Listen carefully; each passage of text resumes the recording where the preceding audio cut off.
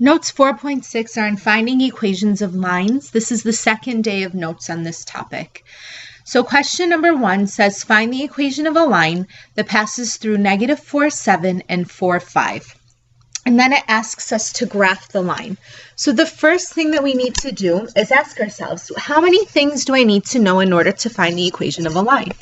Well, you should know that we need to find the slope and we need to find the y-intercept because we always have to find the equation in terms of y equals mx plus b. All right, so I look at the problem and I ask myself, do I know the slope? Does it tell me what the slope is? It does not tell me what the slope is. It only tells me 2 points that it goes through.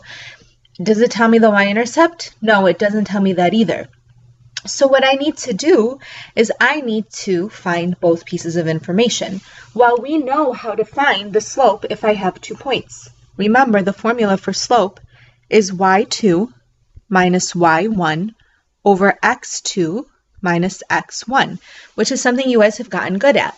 So this means that the slope is going to be 5 minus 7 over 4 minus -4. Now, this minus negative, remember, turns into positive. So 5 minus 7 turns into -2. 4 plus 4 turns into 8. Now, you have to ask yourself, can you divide 2 by 8 evenly?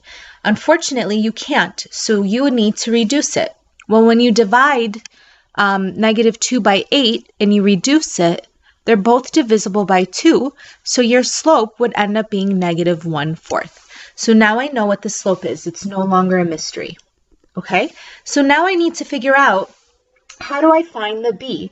Well, I know the equation of a line is y equals mx plus b. And I know, so here's step 1. Now we're moving on to step 2. And I know that the slope is -1/4. But I don't know what the b is. So I can use either one of my coordinates here to figure out what the b is. I can either use this coordinate or that coordinate. It is 100% your choice. So if I decide to use 4, 5, that's one of my coordinates, then instead of y, I'm going to replace it with 5. So I get 5 equals -1/4. And then instead of x, I'm going to replace it with 4 plus b. Okay, so I end up getting 5 equals 1/4 of 4 is 1, so this is -1 plus b. All I need to do now is add 1 to both sides, so you end up getting b equals 6, because 5 plus 1 is 6. So this right here means that b is 6. Now that I know what m is, and I also know what b is, I have my equation of my line. So my equation, step 3, write out your equation, is going to be y equals -1/4 x plus 6, because this is my m right here, and this is my b. Okay? Now, I want to show you what would happen if you chose to use a different coordinate instead of 4, 5. Okay, so now I'm going to find out what the equation of the line is going to be, but instead of using 4, 5, I'll use the other coordinate, which was -4, 7. So I'm going to use -4, 7. See how this is my other coordinate right here? So I'm going to use -4, 7 instead of 4, 5. So instead of y, I'm going to say 7. Instead of m, I'm going to plug in -1/4, and then I'm going to multiply it by -4 plus b. Okay? Now 1/4 of 4 is still 1. The double negatives cancel each other out, so you get +1 plus b. Subtract the 1 from both sides. You still end up getting 6 equals b. So it doesn't matter which way you do it, you'll still get the same coordinate, or sorry, the same y-intercept. So you can choose either coordinate that you want. Now that you know the equation, you can go ahead and graph it out. So the y-intercept, or the starting point, is 6. So I'm going to start at 6, and then I'm going to go down 1. The slope is -1/4, so the rise is -1. So I'd go down 1, and then I would go over to the right 4. So 1, 2, 3, 4. I can put a dot there. Now I'm running out of room. I can't go down 1 into the right 4 anymore. So I can go the opposite direction. I could have a +1 over a -4. So I could go up 1 and to the left 4. And here's my other coordinate right here. connect your dots, okay? And then you need to make sure that you are making your line have arrows, okay? And you also need to make sure that you write your equation on the line. So y equals negative 1/4 x plus 6. Now, here's the thing. It says that it has to go through the points negative 4, 7, and 4, 5. So let's look and see if that really happened.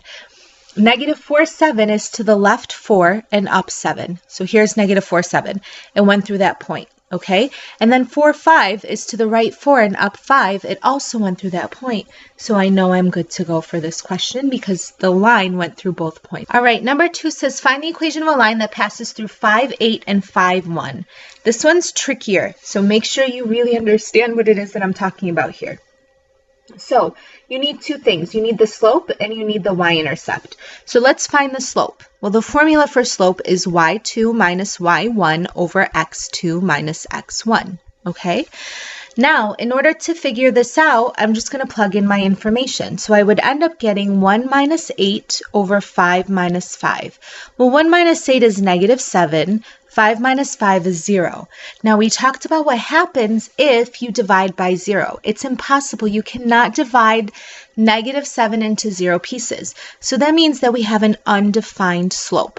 Well, if the slope is undefined, it means that the line is vertical. If a line is vertical, it does not have a slope, and it never will cross the y-axis unless it is the y-axis. So there's no y-intercept either. So the question is, what is the equation of my line? What I'm going to do instead for this problem right here is I'm going to graph out the points first and see what ends up happening. So if I were to graph out the point 5, 8, and I apologize, I understand that 5, 8 does not fit on your graph. So you would go to the right 5 and you would go up 8. It only goes up to 7. So just put a dot approximately where you think it should be. And then the other point that it goes through is 5, 1. So we're going to put a dot right at 5, 1. And then we're going to connect our line. Okay. So your graph would end up looking like this right here. So I'm going to connect my line right here. This is my line, and it makes sense that it's vertical because the slope was undefined. Now, the question is, what is the equation of my line? Well, this might make a little bit more sense to you if you actually write the coordinates down, and we talked about this a little bit last video. This line right here is this point right here is 5, 1. This point right here is 5, 8.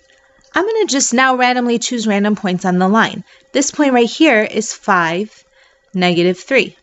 This point right here is 5, negative 6. Now, if you notice, every single coordinate right here, let's do this one right here. Every single coordinate has something in common. And what it has in common is the x value. No matter what, the x value is always 5. So that's the equation of your line. X equals 5. Okay? All right, please skip to page 14, and let's read what it says.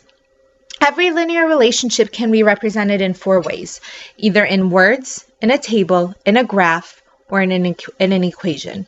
So in each of the following examples, you are given one representation and you must find the remaining 3 representations. We're only going to do one example right here. So scenario 1, a cable car starts at a height of 700 feet and is descending at a rate of 30 feet per minute.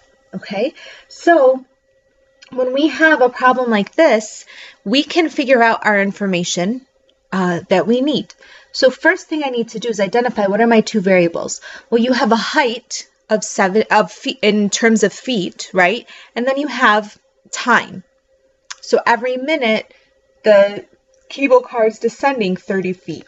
So we have 2 variables. We have time and we have height. Okay?